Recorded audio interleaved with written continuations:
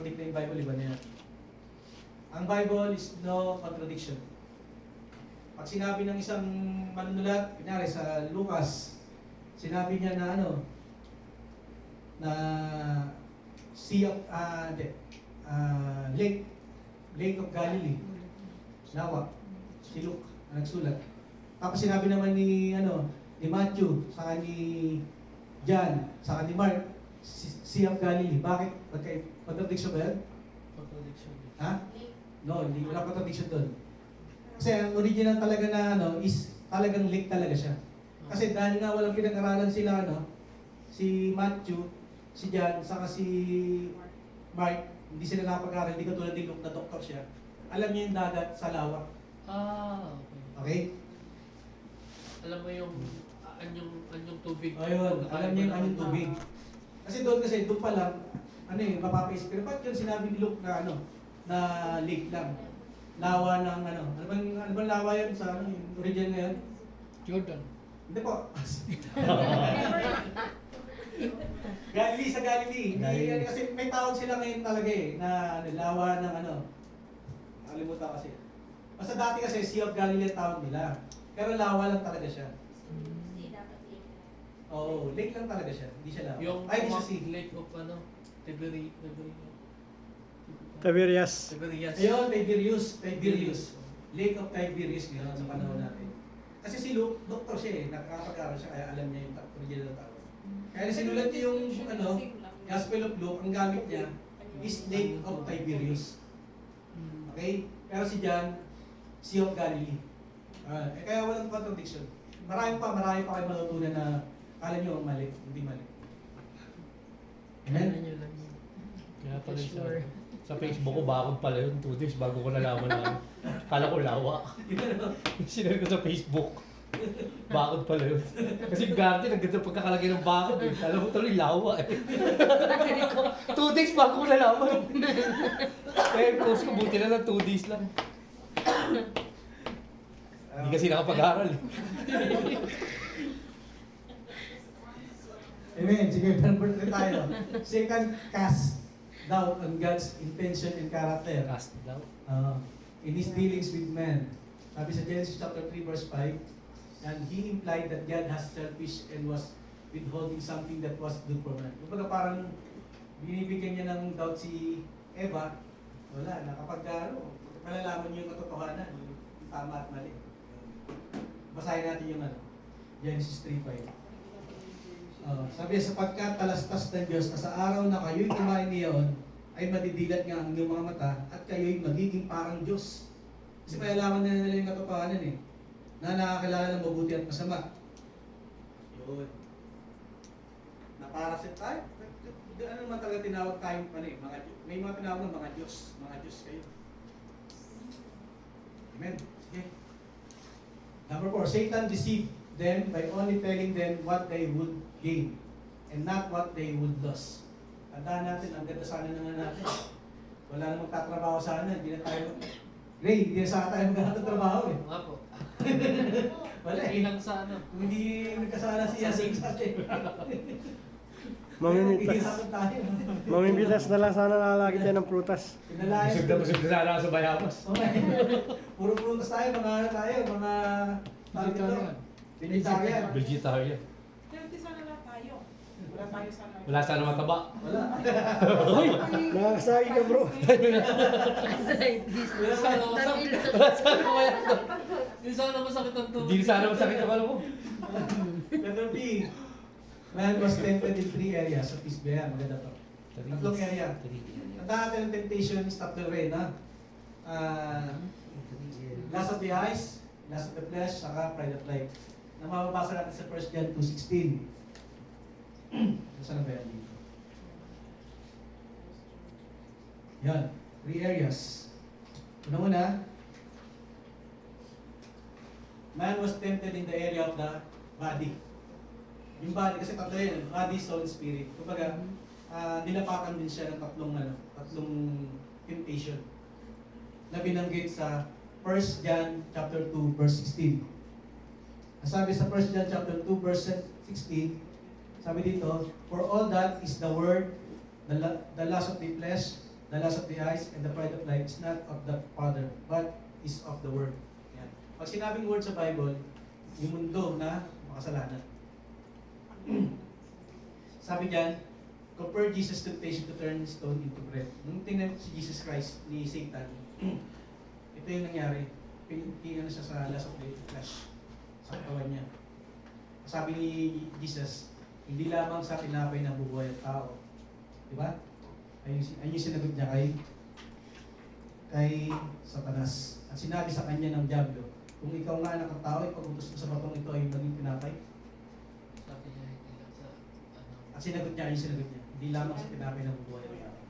Makabasa natin sa Psalms. Number 2, he was tempted in the area of the soul, the lust of the eyes, yung will natin. Ayan, sabi diyan, compare Jesus temptation. Kumbaga may comparison. Compare Jesus temptation to receive all that he could see, he would bow to Satan. Time naman ito, tintempt siya ni Diablo, nakit siya. At inakit pa siya niya at pinakita sa kanya sa sandaling panahon ang lahat ng mga kaharian sa sanlibutan. Ayan, pinakita sa kanya yung mga kaharian. Pero hindi pa rin nagano. Hindi pa rin siya nasilaw sa mga kaharian. Actually, sa kanya naman talaga rin yun. Kasi may silaw. Sabi kasi ni Satan, basta lumod ka lang sa akin. Pero totoo rin yung sinabi ni Satan. Noong time na yun, sa kanya pa talaga kasi hindi pa siya napako sa krus eh. Amen, Pas, tama. May point kayo ron. May tama. Tama, Pas. Hindi pa tapos. Hindi pa tapos yung Hindi pa tapos talagang yung- ano niya. Kasi na talaga yung sa kanya yung kapangyarihan is yung time na uli siya Nahulog. matay at uli na buhay. Nahulog kila Adan at Eva yung ano, kaya napunta kay Satan. Amen. Iba ng salita. Hindi naiinig. Nahina kasi po si Pastor eh. Pastor, pakiya na raw. Kasi biro na rin Si Ate Risa. Pinuhin daw, Pastor. O yun pong ano kasi, noong time na nag-umpisa doon sa pagka-deceive kay Eva, nung kinagat nila yung prutas na yun, wala naman sinabing mansanas yun eh. Nung kinagat niya yung prutas, doon nagkaroon po ng ano, nawala yung di ba sinabi ng Diyos kay Adan at Eva, na sa iyo ko binibigyan na ang kapamahalaan. Ngayon dahil yun, lumabas na sila doon, yung mga authority sa kanila, kahit sa nung nagkasalang ang tao, ibig sabihin naging kay Satan yung yung meron kasi tinatawag na cosmos, yung world at saka yung system. So yun po ay na-manipulate ni Satan. So kanya yung nakokontrol. So ibig sabihin nasa kanyang control yun. Pero nung namatay na si Jesus, dahil doon sa dugong dumaloy, pumatak doon sa krus ng Kalbaryo, di ba? Doon na natubos yung lahat. Nabawi niya po yung lahat. Nung dumalo yung dugo doon sa krus ng Kalbaryo. Kaya nasa Panginoong Yesus na huli na remain sa kanya yung kapangyarihan. Amen. Amen. Yes, God. Ate Lisa, okay na? Okay na. Sabi mo kasi kanina, na, pili ka kaya. kung may tama ka. Hindi, tama naman sinabi ni Pastor eh. Yan nga yun. Yan sabi. Nung time na yun na nung dinidisip siya ni Satan, kumbaga, yung mundo kasi na yun is pag-aari ni Satan. Pinapakita ni Satan sa kanya. Kumbaga, pero nga yung mga nilika, Jesus Christ ang lahat ng lumika talaga. Kasi ano ba yung mga pinakita sa kanya? Mga building, mga gandang panahon. Hindi naman talaga yung ano. Is parang bibigay sila yung mata niya. Ano ko, type red? Medyo lalabas ako ng ng topic. Sige po. Topic. Nung nagkaroon ng digmaan sa kalangitan, nauna ba yun sa paggawa ng tao o nauna yung digmaan? Sa kalangitan, tay, Oo, yung si Lucifer, nauna yung tayo. natalo siya sa sa Gapture yun actually. Although hindi siya wala sa Bible, kasi pinag-aaralan sa Gapture. Yung digmaan na yun. Between verse 1 ng Genesis Oh, and verse 2. Ayun. Nandun yun sa gap. Mm. So- May mapag-aaral yun tayo. So, pero- between day 1 and day 2, no? Mm. Actually, verse 1 and verse 2. Mahaba kasi yun eh. 100,000 years yung pagitan. Yung pagitan nun. Maybe around 500,000 Pero may years. point yung gap theory na yan. Yung tinuturo ng mga ano rin. Mga ano rin eh, may mga evidence din kasi sila. O kasi doon may naganap, may isang komentary doon na doon naganap yung mas matinding chaos. Yung naunang baha, mas matindi. Na di ba nagkaroon ng pagdilim sa kalangitan at may mga dinosaur noon. So dahil walang sikat na lumusot, kaya yung vegetation nagkamatay. So hanggang yun, namatay din yung mga dinosaur. Dahil matinding chaos, yung matinding pagsabog, marahil ito yung paghagis ng mga fallen angel. Yun po yung sinasabing ano. Amen. Pero wala sa Bible Ako. Kasi parang, balik tayo doon sa topic na. Kasi parang, di ba sabi hindi pa nare-reward. Kasi nung sinabi sa isang book na pinanganak si Jesus 100% man and 100% God. Doon ako nalito. Kasi hindi pa pala nare-reward sa kanya yun kung hindi pa siya na-crucified sa cross. So, paano po nasabi yun na he's 100% God and 100% man? 100% Anak man. na siya eh, matik yun eh, pagka dating ni Jesus Christ. Matik 100. yun na siya ay Son of God. So, he has already the crown and everything. Tapos, yung nagulo ako, sinabi ni Pastor na hindi pa kay Jesus Christ yun, eh di ba anak na siya ng Diyos? Kaya yun, parang nagkaroon ako ng, nagulo yung utak ko. So, parang, teka lang, anak siya ng Diyos.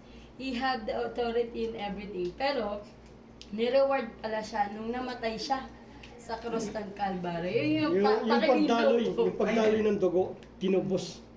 Yun Actually, lahat. ang inaano kasi ni Pastor, yung kaligtasan, salvation. Ay, dun sa salvation. Kasi yung pagkakasabi ni Pastor, hindi pa sa kanya yun. Actually, Parang nagkaroon ng question dun eh. yung system kasi 'di ba, yung sistema ng mundo at saka yung physical world itself. So ibig sabihin nung nagkasala sila Adan at Sheba, napunta yung control kay Satan. Yung authority. Oo. At pwede niyang dayain na yung mga tao, nadideceive niya. Ngayon, bagamat ngayon ay ganun pa rin yung nangyari, pero sa mga Kristiyano, kagaya natin, ibig sabihin, nung natubos, wala siyang power sa atin. Kahit na yung curse na sabi ay kailangan magpawis ka, nawala yung curse na yon nung pumatak yung dugo sa lupa. Kaya hindi lang pagtubo sa mga Kristiyano, kundi doon sa mga curse na lupa at saka lahat ng mga bagay na dapat tubusin doon sa pamagitan ng dugo. Yung pagpatak ng dugo doon sa lupa, yun yung magandang significant na hindi lamang pang tubos ng buhay ng tao, kundi yung mga curse na yun. Amen. Siguro pagka nabigyan ng supporting verse ni Pastor yan, Lipas, para maliwanagan si Ate Ruby. Nagulo Kasi, yung dahil yun na ano siya. theology. Kasi, syempre, napag-aralan na namin to. Nag-basic doctrine talaga kami. Kasi leader po din ako sa church. Naging deacon, lahat na yata, pinagdaanan ko talaga. Kaya parang medyo nawindang ako ngayon. Teka lang, hindi ba? 100% man and 100% God. Pero, hindi siya entrusted, hindi kanya. Sabi ko, teka lang, parang question nyo. Yun. Gusto ko yung verses na talaga tumutukol pa. Kasi ito sa pinag-aaralan natin kasi may mga supporting verse to. Saka hindi lang Wala, yun. buluhan ako eh. Binibigyan ko pa siya ng paliwanag. Kumbaga, hindi lang siya yung katulad niyan. Kasi wala naman talaga binigay sa akin na paliwanag din. Talagang inaral ko lang rin talaga siya. Kaya kung may bibigyan ng pastor na magandang supporting dyan, mas maganda. Sige po, Amen. Sige, tuloy tayo sa pag-aaral. Number 3. Pero ate, isa mga okay naman. Okay naman po. Pride of life. Number 3, he was tempted in the area of the spirit. Pangatlo, di ba, spirit na. The pride of life. Compare Jesus' temptation to cast himself down to the acknowledge as God by those who witness. Sa Luke chapter 4, verse 9, sabi diyan, at dinala niya sa Jerusalem at inilagay siya sa taluktok ng templo at sinabi sa kanya, kung ikaw ang anak ng Diyos, magpatihulog ka mula rito hanggang sa ibaba. Di ba? Kasi nag-quote pa si Satan dyan ng verse ulit sa Psalms, na hindi hayaan na yung paa mo ay sumayad sa lupa. Kung sasaluhin ka, parang may sasalo sa'yo. Ayan. Oops, sorry. A pride of life. Kumbaga kung diyan siya tinent ng pangatlo sa area ng ng spirit niya. Amen? Man. Ayan, hanapin yan ng pastor. Letter C. Man knowingly transgress Matanong the pa law kung of mga God. gusto. Transgress. Transgress. Transgress. Oh, transgress. Pag sinabing transgress, ano ibig sabihin niyan, Ate Angel? Ate Angel. Transgress. Transgender yan, di yan. Labagin o sawayin ang ibig sabihin niya. Or sawayin. Man knowingly transgress the law of the God. Sa 1 Timothy chapter 2, 13-14, sabi niya, sapagkat si Adan ang unang nilang bago si Eva, at hindi si Adan kundi si Eva ang nadaya at nagkasala. Sa 1 John 3 and 4, sabi niya, ang bawat nagkakasala ay lumalabag sa kautusan ng Diyos, sapagkat ang kasalanan ay paglabag sa kautusan. Ayan. Dito pa rin tayo sa sa how did man fall from the original state. Man knowingly transgress the law of God. Kumbaga, alam ng tao na magkakasala at pagkakasala. Kaso nga lang, syempre, depende na sa ngayon na kilala ka na sa Panginoon, paano mo siya pag-iingatan yung sinabi ko kanina, di ba, na it between you and Jesus na lang. Kung ano ba yung ginagawa pang hindi mo bitaw-bitawan or tinatawag nilang bagay sa buhay mo. Kabigatan, kaya hindi nakapaglingkod sa Diyos. Kung meron man. Amen. Number 4. What were the effects of the fall? Ano naging epekto nito? Nakatulong ba? O nagkaroon ng history actually. Nung nagkaroon ng kasi nga di ba nung pinaliwanag ko nakaraan, di ba nung after na ang Diyos kasi, yan hindi natin nabot yung kaisipan niya eh. Kumbaga nung time, nagkaroon na kami siya ng plano kung anong mangyayari. Although, nagpadala ka siya ng patriarch, sila Abraham. Nagpadala siya ng mga judge, like Moses, si Joshua, kasi mga judge ng Israel. Nagpadala siya ng mga prophet, sila Samuel. Tapos nagpadala siya ng mga hari. Di ba, daming prophet. Nagpadala siya ng hari. Sino yung mga hari? Si Saul, si David, si Solomon. Ito yung mga hari ng Israel at ng Judah. Kasi nahati siya pagkatapos Solomon eh. Tapos nagpadala sila ng mga high priest. Sila Joshua, si Robabel, Ezra, ayan, mga tauhan. Pero lahat yun, nagkano siya. Kaya nang panliwanag ko nakaraan, di ba? Parang nabigo ang Diyos. Kaya no choice na siya, kundi wala na siya ibang papadala, kundi yung buktong na anak niya, si Jesus Christ. Na sinasabi niya, Ate Ruby, na 100% na, 100% yun. Ayun na yung makakaano sa kanyang satisfaction na iaalay yung buhay ng Panginoon, yung anak niya mismo. Kaya nasabi sa John 3:16, for God so loved the world. Actually, may isa pang verse sa Old Testament na pinadala niya ang kanyang buktong na anak para sa ating mga kasalanan. Para tubusin tayo. Ayan. Ayan, dun ay yung perfect sacrifice na tinatawag, si Jesus Christ. Na hindi nagawa ng mga naunang tao. Ng Old Testament hanggang new. Amen. What were the effects of the fall? Letter A, the conscience of man was activated. Sa 3:7 ulit, pinanggit. Sabi diyan,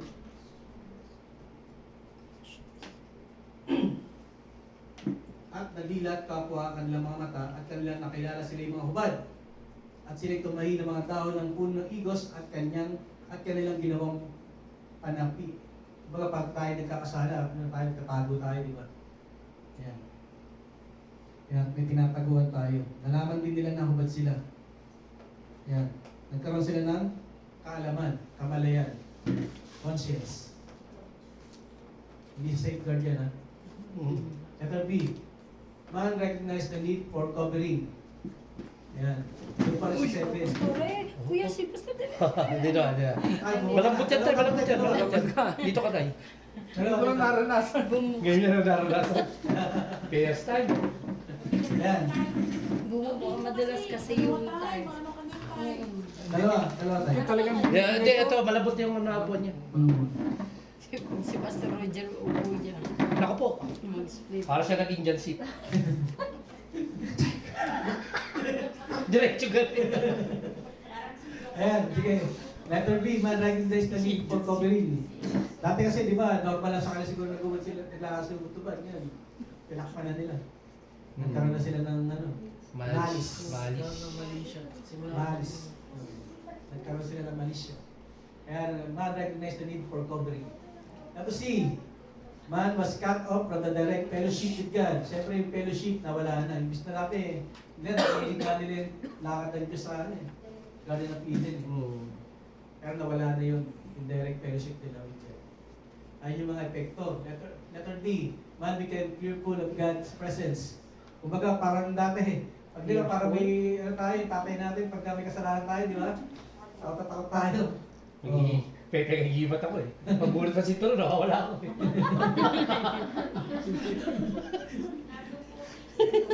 Ayan. Tayo, talagang nagtatago tayo. Ayan. Man become fearful of God's presence. Letter E, man becomes self-justifier and a blame shifter. Shifter? Tuturo na tayo. Sige, basahin natin 11 to 14. Sabi diyan, at sinabi niya, sino nagsabi sa iyo, ikaw ay hubad? Nakakain ka ba ng bunga ng punong kahoy na inutos ko sa iyong huwag mong kainin? Sabi niya, kasi ang nagsasalita nito, no? Sinabi ng lalaki, ang babaeng ibinigay mong, tinuro niyo ko kasi. Gagabi. Parang ano to yung panood ko kay Chiquito. Si Adan. Di ba, nagkaroon ng malis? Down. Ang dami hanti. Tawa talaga ako. Ano yung Chiquito rin? Sabi ng lalaki, ang babaeng binigay mong aking kasamahin ay siyang nagbigay sa akin ng bunga ng punong kaya at aking kinain. Sa 30 naman, sinabi ng Panginoon Diyos sa babae, ano yung ginawa? Sinabi ng babae, dinaya ko ng ahas. Di ba yung babae naman? Oo, nagturo. At ako'y kumain. Yung pala yun. Sa 40, at sinabi ng Panginoong Diyos sa ahas, sapagkat ginawa mo ito, ito na yung sumpa.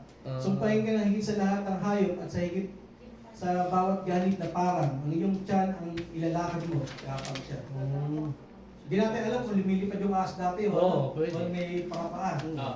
nasabi niya. Kasi sinumpa rin eh. Oo. Hindi Diba? talaga sa India na may pakpak. Hindi, actually may mga ahas na maliliit. Pagka, Meron talaga. Pagka yung pag ito yung parang pang-detective. Lente. Lente. Parang pag-akas kasi tapos may pasto. Hindi asyon. Anaconda yun. Hindi ka gagapa.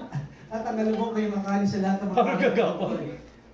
Gagawin daw po siya Problemahin yun. gamit yan. Ang problema natin ito yung Si Pastor talaga eh. self-justifier.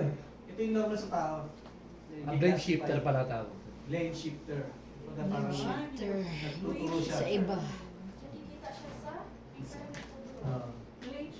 Yan Ah. dito nila kasi kasalanan. Ikaw, kasalanan mo. O, di ba, ganun. Letter F, death pass upon all men. Nagkaroon ng kamatayan. Dit. Sa Romans chapter 5, verse 12, sabi dito, nailagay ko ba? Nandito, verse God. Kaya kung paano na sa pamamagitan ng isang tao at pumasok sa kasalanan sa sanlibutan, at ang kamatayan sa pamamagitan ng kasalanan, at sa ganito'y ang kamatayan ay naranasan ng lahat ng tao, sapagkat ang lahat ay nangagkasala. Kumbaga sa pamamagitan ni Adan, pumasok yung kasalanan. Yan yung tinutukoy dito. Sa 19, sapagkat kung paano sa pamamagitan ng pagsuway ng isang tao ang marami ay naging mga makasalanan, gayon din naman sa pamamagitan ng pagtalima ng isa, ang marami ay magiging mga matuwid. Si Jesus Christ namin tinutukoy dito. Ang panganay sa lahat ng panganay. Yan. Romans 15 tapos yung 19. Yung mga kinukumpara si Adan sa si Jesus Christ. Dahil sa ginawa ni Jesus Christ naman, tayo naging matuwid. Ayan na, kasahin niya para mabigyan. Letter G, man's spirit and mind were darkened, dumiling. Sa Proverbs, sabi dito sa 20:27, the spirit of man is the candle of the Lord, searching all the inward parts of the belly. Wow. Yung spirit, tingnan nyo. Di ba yung spirit kasi sabi ko, di ba? Espiritu nakikita ng Diyos yan, na parang kandila sa katawan natin. Please sa Bible, verse na to. Kung mabasa nyo. The spirit of man is the candle of the Lord. searching all the inward parts of the belly. Kung nakikita niyo lahat. Kasi galing sa kanya yung spirit na yun. Kasi basahin natin ibang verse, Ephesians 4:17 and 18. Ito ang sinasabi ko at sinaksihan sa Panginoon na kayo'y hindi nangaksisilakad pa na gaya naman ng lakad ng mga hinti sa pagpapalalo sa kanilang pag-iisip, 18, na sa kadiliman ng kanilang pag-iisip ay nangaghiwalay sa buhay ng Diyos. Dahil sa kahangalang nasa kanila, dahil sa pagmamatigas ng kanilang puso, yun, dahil sa pagmamatigas ng kanilang puso, nagdilim ang kanilang mga pag-iisip. Ayun yung tinutukoy dyan. Amen. Letter H. Man physical body becomes susceptible. Madaling kapitan. Yan, madaling kapitan ng sakit. Acceptable. Yung susceptible is madaling kapitan. Alam nyo, hindi ako nag-research. Ano yun ah? Ang hirap. Ito yung pinakamahirap na inaaral ko sa lahat eh. Itong doctrine of man. Dichotomy nila sa trichotomy. Yan. Scientific. Madaling kapitan ng sakit. Sabi dyan, the Lord God took the man, put in this garden of Eden to work and take care of it. And the Lord commanded the man, you are free to eat from any tree to the garden, but you must not eat from the tree of the knowledge of good and evil. For when you eat it, you will be certainly die. Makabasa natin sa Genesis 2:15 to 17. Na mamamatay ka. At nangyari yan. Yung mga tao madali nang kapitan ng sakit. Dati kasi, dapat kinundin tayo sa Garden of Eden, wala tayong magiging sakit. Romans 5:12, 5:14, wala yan dyan. Ito lang yung mga supporting verse na hinahanap ko. Ang kasalanan ay pumasok sa sanlibutan sa pamamagitan ng isang tao. At ang kamatayan ay pumasok sa pamamagitan ng kasalanan. Dahil dito, lumaghanap ang kamatayan sa lahat ng tao dahil ang lahat ay nagkasala. Ayun na. Dito tayo natatapos. Kasi yung 5, next week na. Amen. Amen? Tapos may quiz tayo sa doctrine of, ano ba yung nakaran? God? Doctrine of God. Theology. May tanong kayo? Sige. Habang hindi hinahanap pa ni Pastor yung verse na kailangan niya. Pakibasa luwa. O, pakibasa. Hindi, tama lang naman magtanong eh. Alam niyo, gusto ko na tatanong kayo. Kahit kung kayo may tanong kayo sa akin ngayon, tanong kayo. Lucas chapter 4 verse 6 7. Lucas, ano yung pas? Chapter 4 Lucas chapter 4, verse 6 6 to 7. to 7. Sige, basahin ko pa sa. Sabi dito, 6 to 7. Basahin mo nito. How do we read that Satan received authority? Satan had received authority over all kingdoms of the world. That is, he received them and so offered them to Jesus in the following verse. Okay, ito yung verse. Sabi niya, at sinabi ng Diablo kay Jesus, ibibigay ko sa iyo ang karapatang mamuno sa lahat ng ito at kadakila ang kalakip nito. Dahil ipinagkaloob sa akin ng mga yan at naibibigay ko sa kahit kanino ko gusto. 7. Kaya kung sasambahin mo ako, papapasayo lahat ng iyan. Ang kasi tinutukoy doon natin, sinabi ko nga sa iyo, yung parang mga building. Kasi may isang picture out yun na yan siya, pinate, na mga siya, yung mga sistema nga ng mundo. Isang siya parang city, pinakita sa kanya. Hindi yung hindi yung buong mundo talaga. Parang siya yaman lang na isang city. Isang city. Isang city Isang community lang. Oo. Mag-aari ni Satan yun. Sa ito naman, sinabi rin ni Jesus na itong mundo is ang naghahari talaga si Satan. Fallen world. Oo. His word. Sabi niya. Kasi po, Mas, ano pa? Sabi pa dito, the concept that Satan conquered world and that Jesus sacrificed on Calvary and power and authority to him. And is a central theme in Christian theology. So, yan yung mga pinag-aaralan sa theology. While the Bible doesn't explicitly state that Satan won. Hindi talagang hindi taas ang pinag-ibig, pero yung ginagawa niya, yung mga power Satan owned the world in legal sense. Depict him as having significant influence and authority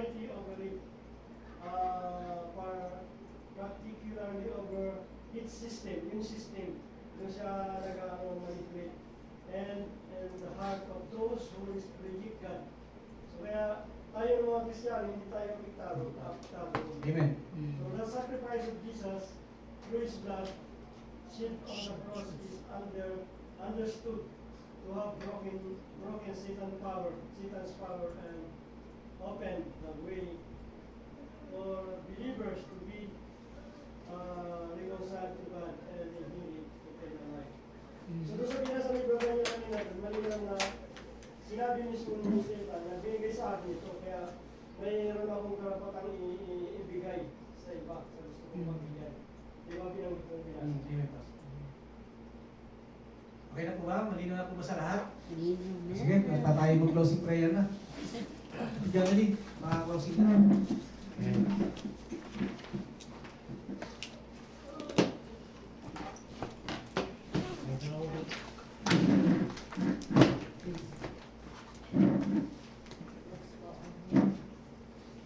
Salamat Lord sa araw na ito, sa araw na aming pagsasama-sama at sa pag-aaral na ito.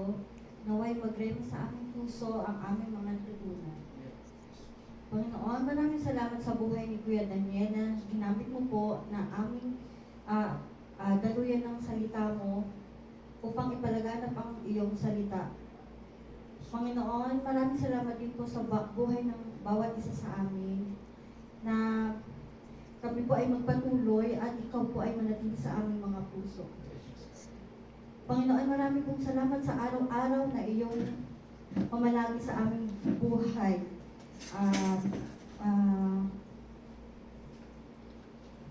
Patuloy ka pong mamalagi sa aming mga puso na nang sa ganun ay kami po ay magpatuloy sa aming